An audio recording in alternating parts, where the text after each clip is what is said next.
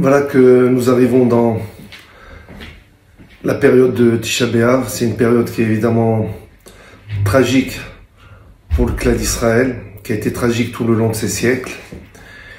Et la question que l'on se pose, c'est comment se fait-il que toutes les générations qui nous ont précédés ont prié pour la reconstruction du Beth Amikdash et n'ont pas du tout été répondus, a priori. Or, les générations précédentes étaient beaucoup plus grandes, beaucoup plus dans la Torah que notre génération. Imaginez-vous, l'époque d'avant, il y avait les Tanaïm, les Amoraïm. Les Amoraïm, ils étaient capables de faire revivre des morts. Donc c'était des gens d'une extrême grandeur du point de vue spirituel. Comment tous les tfilots de ces gens-là n'ont pas fait en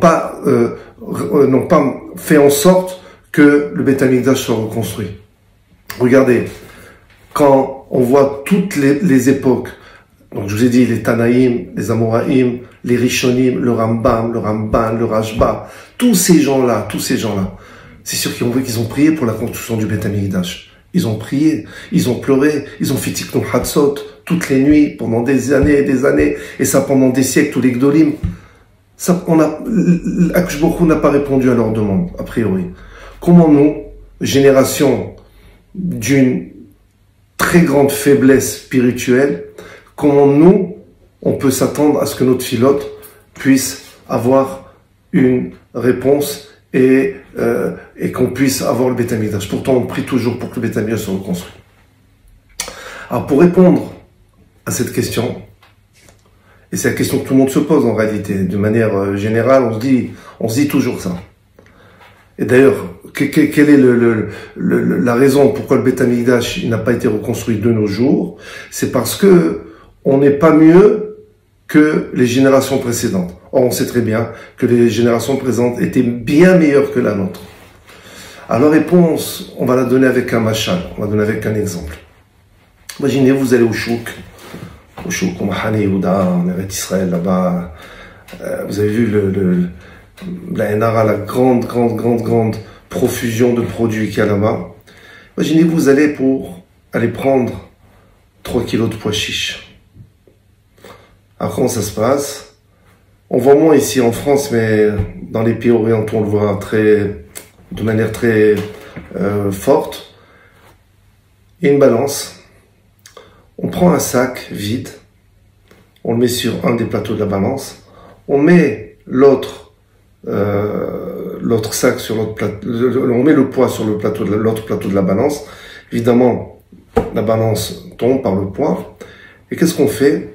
Le vendeur prend une petite pelle, et puis voilà, il prend plusieurs grosses pelletées de pois chiches, et il les met dans le sac. Des grosses pelletées, et il les met dans le sac.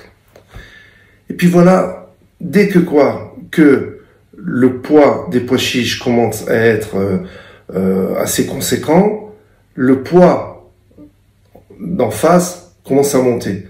Jusqu'au moment où, dès qu'on arrive à un certain équilibre, on va arriver à un équilibre parfait, alors le vendeur, il rajoute comme ça 1 ou 2 pois chiches, et dès qu'il rajoute juste 1 ou 2 pois chiches, l'équilibre est mamache à ce qu'on voulait. Ça veut dire quoi? Ça veut dire que c'est évident que c'est pas les 2 derniers pois chiches que l'on a mis qui ont fait que le poids est monté. Il a fallu d'abord des grandes pelletées de pois chiches avant que ça arrive à l'équilibre. Et les derniers grains, les 2 ou 3 pois chiches qui restaient, évidemment, c'est eux qui ont donné l'équilibre. C'est exactement la même chose. Toutes les autres générations, leur tfilote était beaucoup plus grande que la nôtre. Et donc, c'était des grandes pelletées. C'est pas que les tfilotes des générations précédentes n'ont pas marché. Au contraire, elles ont marché de manière très forte. Mais seulement, c'était pas encore suffisant. Il fallait encore, et il faut encore, quelques petites pelletées de quelques grains de pois chiches. C'est nous. C'est notre filote à nous. Et grâce à cela, grâce à ce genre, à nos filotes, alors on arrivera, Bezrat Hashem, à l'équilibre, à savoir que le Beit HaMikdash sera reconstruit. Mais il est évident que c'est le travail de nos ancêtres qui ont fait que ça a fait bouger la balance. On voit ça la même chose aussi avec Moshe Rabbeinu. Moshe Rabbeinu, on va voir bientôt dans Sefer Dvarim, on va voir que Baruch il lui a dit Rav Lach, ça suffit, arrête de prier, je veux plus t'entendre sur ce sujet-là. Qu'est-ce qu'il voulait Moshe Rabbeinu? Il voulait rentrer en Eretz Israël. Et c'est marqué qu'il a fait 515 tfilot. 515 tfilot. Et quand Baruch lui a dit Rav Lach, ça suffit, tous les commentateurs expliquent qu'il aurait fait une 516e tfila, Be'emet, Moshe Rabbeinu serait rentré en Eretz Israël. C'est pour ça qu'il lui a dit arrête, stop. Qu'est-ce qu'on voit de là? On voit de là, ne crois pas parce que tu n'as pas été répondu pendant 514, 515 tfilotes, que Baruch ne veut pas t'écouter du tout, ça va pas marcher, c'est faux. En réalité, Baruch il a décrété qu'il faut, pour être répondu, un certain nombre de tfilotes. Il faut un certain nombre de tfilotes. Arriver au quota qu'il faut, parce que Baruch avec sa grande chokhma, il sait qu'il faut ce genre de quota pour chacun d'entre nous. Alors, là, la tfila, la dernière, celle qu'il faut, c'est elle qui va faire en sorte que la balance va être à son équilibre et donc il y aura le poids voulu. Moshe Rabbeinu, Baruch lui a dit arrête. Mais s'il avait fait la 516e, il aurait été répondu. La même chose, on voit au sujet de Rabbi Eliezer et Rabbi Akiva. Les deux ont prié pour que la pluie tombe. Rabbi Eliezer, il a été en premier pour prier. La pluie n'est pas tombée. On a demandé à Rabbi Akiva d'aller. Il a prié, la pluie est tombée. Est-ce qu'on peut dire que Rabbi Akiva était plus grand que son maître Rabbi Eliezer? C'est sûr que non. Rabbi Eliezer était beaucoup plus grand parce que c'était son maître. Seulement, étant donné que Rabbi Eliezer a prié, il a tracé le chemin pour les tfilotes de Rabbi Akiva. Et c'est pour ça que, en fait, quand la pluie est tombée, ils ont été exaucés. Mais ça ne veut pas dire que les tfilotes de Rabbi Eliezer n'ont pas marché. Au contraire, elles ont tracé le chemin pour les tfilotes de Rabbi Akiva. Alors, je vais vous raconter une histoire qui s'est passée il y a quelques années. Elle est ramenée dans un des livres de Rabbi Israël Zilberstein. Là-bas, c'est marqué comme ça que Rabbi Israël Zilberstein, il a reçu une lettre d'un séminaire de jeunes filles dans laquelle on voit que les jeunes filles et les morotes, les enseignantes de ce séminaire-là, se plaignaient du fait qu'elles n'arrivaient pas à trouver de shidduchim. Elles n'arrivaient pas à se marier, les pauvres. Et quand on dit qu'elles n'arrivaient pas à se marier, on ne parle pas de jeunes filles qui ont 18 ou 19 ans. Elles étaient déjà à un âge avancé, à un âge vraiment avancé. Elles ne trouvaient pas de shidduch. Pourquoi? Parce que elles cherchaient des bons bahourim. Et les bons bahourim, pour continuer à pouvoir étudier, alors ils demandent de pouvoir, après le mariage, subvenir à leurs besoins. Et donc il faut une maison. Et vous savez comment ça se passe? C'est que les deux côtés des familles, en principe, font en sorte de payer une partie de la maison, de l'appartement. Et beaucoup de jeunes filles n'ont pas la chance d'être aisées, n'ont pas des parents aisés pour pouvoir payer une partie de l'appartement. Et donc, pas de shidduch en vue, pas de demande, pas de proposition, puisque il n'y a pas suffisamment d'argent. Alors, elles ont prié, elles ont pleuré. Et dans cette tête-là, chaque mot reflétait la souffrance qu'elles ressentaient, ces jeunes filles-là. Qu'est-ce qu'il faut faire? Elles ont été voir Rabbi Israël Zilberstein, et elles lui ont demandé, qu'est-ce qu'on peut faire? On a fait que prier, on fait que pleurer. Alors il leur a dit, je vais aller chez mon tzaddik de beau-père, Rav Eliashiv Zichrono Livracha. C'est le beau-père de Rav Israël Bernstein. Il est parti à Yerushalayim, et lorsqu'il est parti à Yerushalayim, quand il a reçu, Rav Israël Bernstein, Rav Eliashiv lui a dit, il n'y a pas de problème, il faut qu'il continue à prier. Prier, prier, et encore prier, et prier, et prier encore. Voilà, c'est la seule chose à faire. Et d'ailleurs, la Gemara, dans ma Sechet Brachot elle-même, elle dit que si tu as prié, que tu n'as pas été répondu, il faut que tu continues à prier. Continue à prier encore, et encore, et encore, jusqu'à ce que tu sois répondu. Alors, Alisal Zberchan, il est revenu et il leur a apporté la réponse aux jeunes filles, aux jeunes femmes même, et elles sont mises encore plus à pleurer. Elles ont dit, on a fait que ça, on fait que prier, on fait que pleurer. Rien à l'horizon, on voit rien du tout. Qu'est-ce qu'on peut faire? On n'a plus de larmes, on peut plus rien faire. Combien on va prier? Jusqu'à combien? Alors, quand il a vu leur détresse comme ça, il s'est dit, je vais aller voir Rav Steinman, Zichrono Livracha. Donc il est parti voir Rav Steinman. Quand il a expliqué donc, tout le problème avec la lettre, et ce qu'il avait répondu à Rav Eliashiv, il a dit, elles pensent qu'elles ont prié suffisamment. Mais est-ce qu'elles ont vraiment prié suffisamment? Qu'est-ce qu'il a fait Rav Steinman? Il s'est levé, il est parti dans la bibliothèque, et il a sorti le Sefer Melachim Bet, Sefer de prophète, de Nevi'im, Melachim Bet, Perek Dalet, chapitre 4. Et au début de ce chapitre-là, Perek Dalet, là-bas, le Navi raconte que la femme de Ovadia c'était un prophète, et il était l'élève de Elisha un Navi.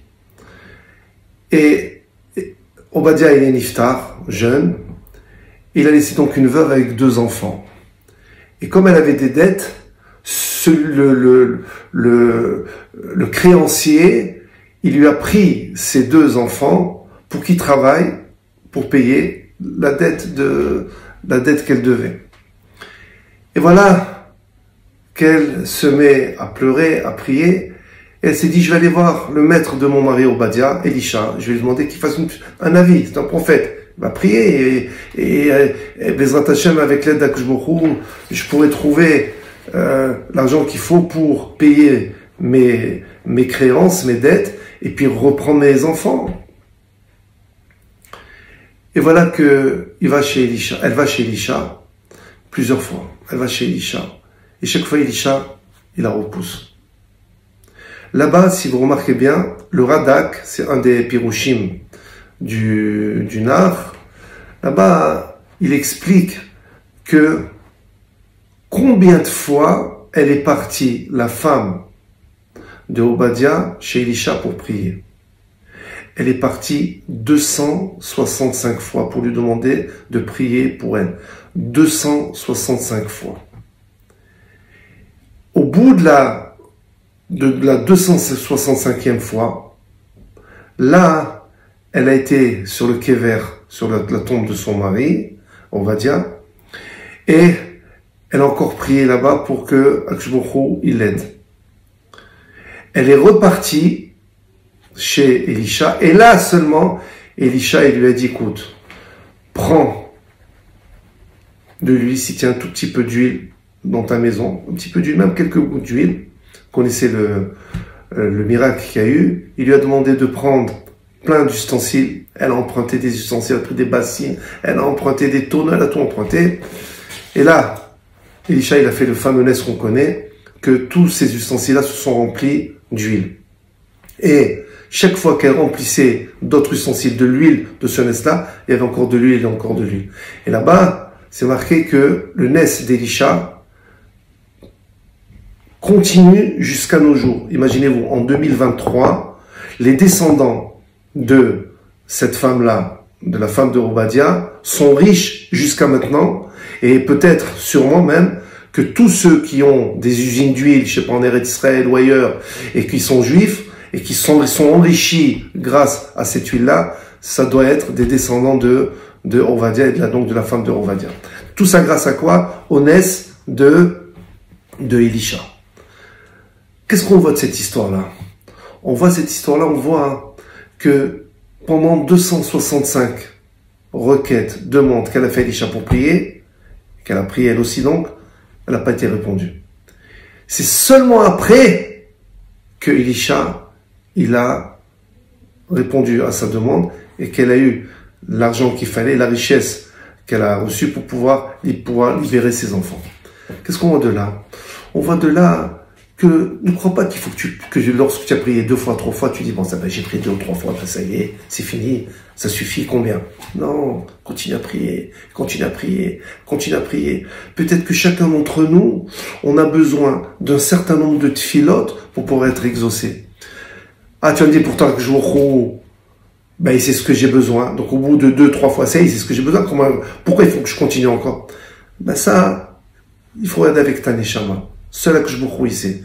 Pour ta neshama, pour ce que tu es, pour ce pourquoi tu es venu dans ce rolam-là, il faut ce nombre de tefila. Il faut ce nombre-là. Et donc continue. Ça n'a pas été répondu, dis-toi peut-être c'est la prochaine, dis-toi peut-être c'est la prochaine, et ainsi de suite jusqu'à qu'on soit répondu.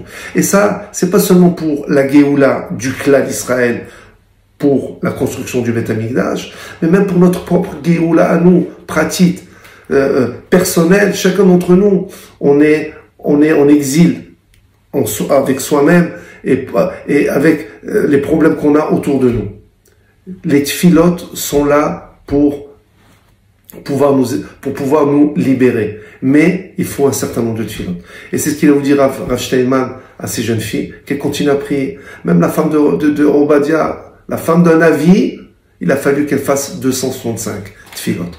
Et regardez bien, le nombre, la gematria de Tza'aka. Tza'aka, c'est-à-dire qu'elle a crié, elle a pleuré. Tza'aka, c'est le cri qui signifie le cri de tfila intense. Tza'aka, c'est la gematria 265.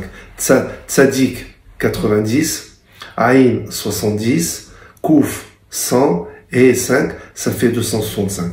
Donc Bezrat Hashem, qu'Akjbourou, il fasse en sorte que ça soit le dernier Tisha B'Av, ça soit la dernière année où on est en exil, et que Bezrat Hashem, l'année prochaine, on soit tous en Eretz Israël, avec le Beth Amikdash, avec la pureté du clan d'Israël qui revienne à son état original tel qu'on l'avait à l'époque où il y avait justement le Beth Amikdash, et qu'on puisse enfin se sentir libéré, et du point de vue du clan d'Israël et du point de vue personnel.